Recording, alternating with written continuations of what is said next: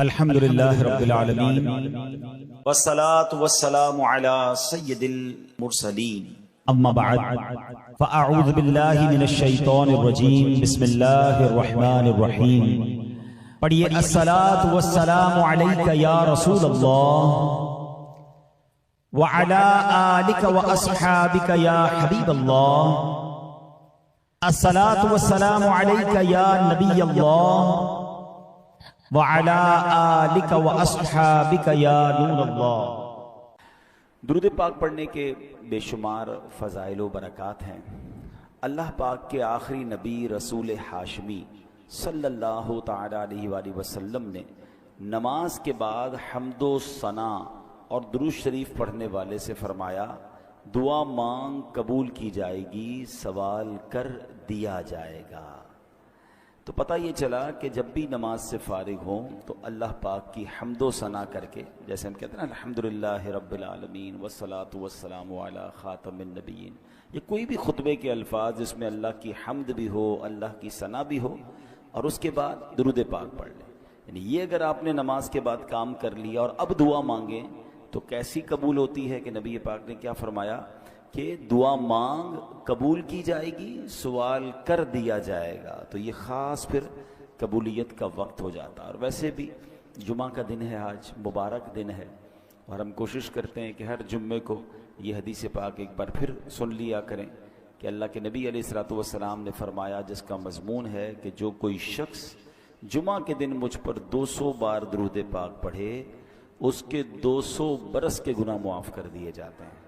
تو خاص درود پاک پڑھنے کا دن ہے، تو کثرت کے ساتھ درود پاک پڑھتے رہا کریں۔ آئیے مل کر محبت کے ساتھ بآواز بلند درود پاک پڑھ لیں۔ صلو علی الحبیب صلی اللہ تعالی علی محمد صلی اللہ علیہ وسلم۔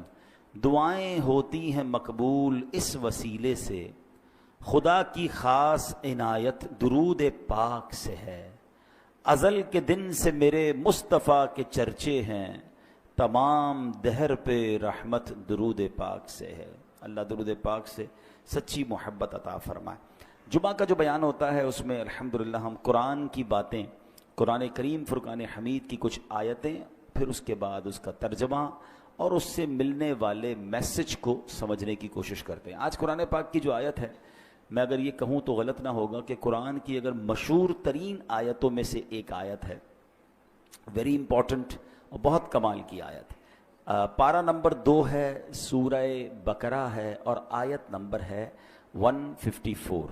اللہ کریم قرآن مجید میں ارشاد فرماتا ہے، وَلَا تَقُولُوا لِمَن يُقْتَلُ فِي سَبِيلِ اللَّهِ أَمْوَاتٌ بَلْ أَحْيَاءٌ وَلَٰكِن لَّا تَشْعُرُونَ۔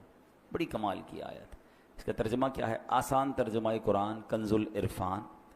اور جو اللہ کی راہ میں مارے جائیں انہیں مردہ نہ کہو، بلکہ وہ زندہ ہیں لیکن تمہیں اس کا شعور نہیں۔ انشاءاللہ اس آیت کے بارے میں جانیں گے، کچھ ذکر کرتے ہیں کربلا والوں کا، اور پھر اسی آیت کے تحت اس میں کچھ بات بھی کریں گے۔ روایت میں ہے کہ جنگ صفین کا موقع تھا، مولا کائنات مولا علی شیر خدا کرم اللہ تعالی وجہ الکریم میدان کربلا سے گزرے۔ یاد رہے یہ کربلا سے بہت پہلے کا واقعہ ہے۔ امام حسین کی جب شہادت ہوئی تو مولا علی تو پہلے ہی شہید ہو چکے تھے، تو یہ بہت پہلے کا واقعہ۔ اسی مقام سے ایگزیکٹلی اس میدان سے جب حضرت علی گزرے تو آپ نے وہاں نماز فجر ادا کی اور اس کی مٹی کو اٹھا کر سونگھا، اور پھر درد بھرے لہجے میں کہا، یہ وہ جگہ ہے جہاں ایک جماعت شہید کی جائے گی، وہ سب کے سب بغیر حساب کے جنت میں داخل ہوں گے۔ سبحان اللہ، کیا شان ہے شہدائے کربلا کی۔ اس روایت سے مولا علی شیر خدا کرم اللہ تعالی وجہ الکریم کو اللہ کی عطا سے جو علم غیب عطا کیا گیا تھا وہ بھی معلوم ہو رہا ہے، اور یہ واقعہ تو ابھی سالوں بعد ہونا ہے، لیکن مولا علی نے پہلے بتا دیا۔ چاہیں تو اشاروں سے اپنے کایا ہی پلٹ دیں دنیا کی، یہ شان ہے خدمت گاروں کی، تو سرکار کا عالم کیا ہوگا۔ اچھا، یہاں یہ بھی پتہ چلا کہ اس میدان پہ کربلا والے امام حسین اور ان کے خاندان والے آئیں گے، شہید ہوں گے، اور سب کے سب بلا حساب جنت میں جائیں گے۔ یہ بھی ان کا مقام پتہ چل رہا ہے۔ اب آتے ہیں آیت کریمہ کی طرف۔ اب کربلا میں شریک ہونے والے خوش نصیب حسینیوں کے بڑے بڑے فضائل ہیں. ان میں بعض تو صحابہ تھے، اور ہمارا سچا پکا عقیدہ ہے کہ ہر صحابی جنتی ہے. پھر اس لشکر حسین میں صحابہ بھی تھے، تابعین بھی تھے، یعنی وہ خوش نصیب تھے کہ جنہوں نے صحابہ کرام علیہم رضوان کی صحبت پائی. یہ بھی بڑے اونچے رتبے والے تھے. پھر ان کا امام عالی مقام امام حسین کے ساتھ کربلا میں شریک ہونا، آپ پر اپنی جانیں قربان کرنا، یہ ایک اور عظیم فضیلت بنتی ہے. اللہ اکبر. اور پھر انہیں ایک اور بڑا مرتبہ کیا ملا کہ اللہ کریم نے انہیں شہادت عطا فرمائی. شہادت بہت بلند مرتبہ ہے، جیسا کہ ہم نے بھی قرآن پاک کی آیت میں سنا، وَلَا تَقُولُوا لِمَن يُقْتَلُ فِي سَبِيلِ اللَّهِ أَمْوَاتٌ بل احیاء ولکن لا تشعرون. اور جو اللہ کی راہ میں مارے جائیں انہیں مردہ نہ کہو، بلکہ وہ زندہ ہیں لیکن تمہیں اس کا شعور نہیں. اب ذرا غور کیجئے، شہیدوں کی شان کیسی نرالی ہے. آدمی راہ خدا میں جہاد کرتے ہوئے لڑتے ہوئے مارا گیا، وفات ہو گئی، سر کٹ گیا، روح بدن سے نکل گئی، اسے کفن پہنایا، اس کی نماز جنازہ پڑھی، قبر میں اتارا. ظاہری آنکھیں دیکھ رہی ہیں کہ جناب آدمی کا انتقال ہو گیا ہے، مگر قرآن کیا کہہ رہا ہے؟ فرمایا خبردار یہ شہید ہیں، یعنی ہرگز مردہ نہ کہو بلکہ یہ زندہ ہیں، تمہیں شعور نہیں ہے. ہے نا عجیب بات؟ بھائی آنکھیں کہ دیکھ رہی ہیں کہ انتقال ہو گیا ہے، کفن پہنایا، جنازہ ہوا، قبر میں اتار دیا.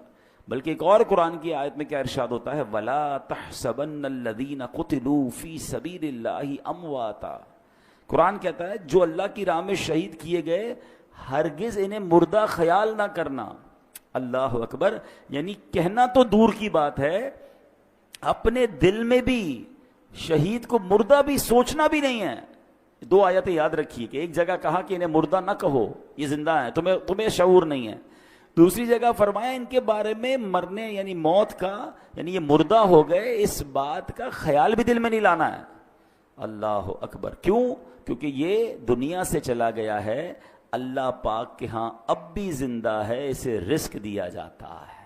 اب ذرا آگے چلتے ہیں. ڈاکٹر اقبال نے ایک سمجھ لے کہ بہت پیاری تشریح زندگی کی ہے. وہ لکھتے ہیں برتر از اندیشہ سود و ضیاء ہے زندگی، ہے کبھی جاں کبھی تسلیم جاں ہے زندگی. مطلب کیا ہے کہ یعنی زندگی نفع و نقصان سے بڑھ کر کوئی چیز ہے. سانسیں لیتے رہنا بھی زندگی ہے، اور اللہ پاک کے نام پر سر قربان کر دینا بھی زندگی ہے.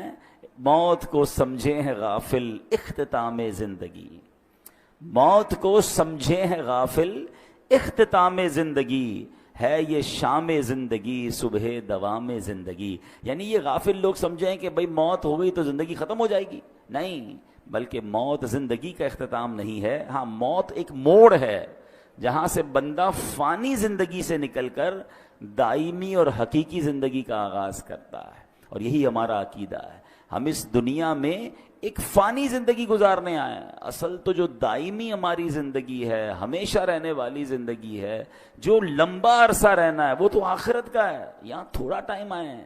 پرابلم پتہ کیا ہے کہ ہم اس تھوڑے ٹائم کی فکر زیادہ کر رہے ہیں، اور جو بڑا ٹائم ہے اس کی فکر چھوڑ دیے ہیں. مثال کے طور پہ آپ دیکھیں نا کہ کچھ لوگوں سے پوچھا جائے کہ یار میں نے ایک جگہ، اب مثال کے طور پہ آپ جاتے ہیں کہیں ٹریول پہ جاتے ہیں 1 مہینے کے لیے، 15 دن کے لیے، تو آپ 15 دن 1 مہینے کے لیے جا کر وہاں گھر تو نہیں خریدتے نا. آپ کرایہ کا گھر لے لیں گے، آپ ہوٹل میں رہ لیں گے، ٹھیک ہے نا. 1-2 بیگ ساتھ لے جائیں گے، پورا گھر اٹھا کے تو نہیں لے جائیں گے. کیوں؟ آپ کہیں گے واپس تو یہیں آنا ہے نا. اصل تو میرا گھر یہ ہے